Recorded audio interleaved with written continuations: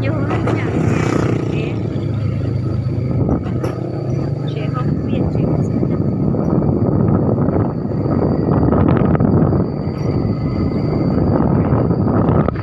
Sai chơi.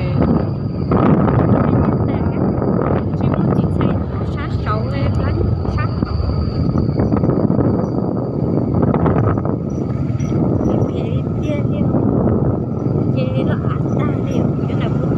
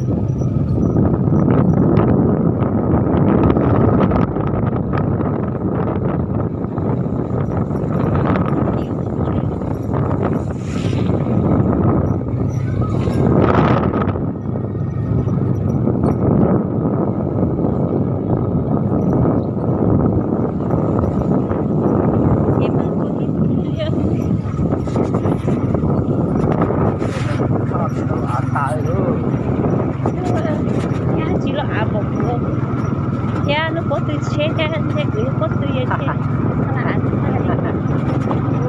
nhưng đâu phải có từ chế mà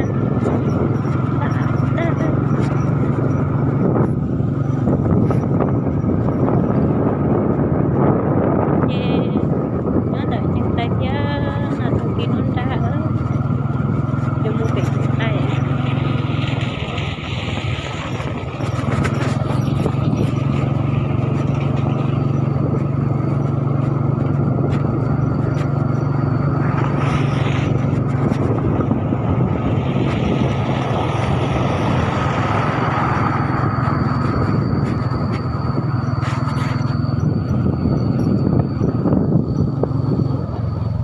đây cho đi ra là hả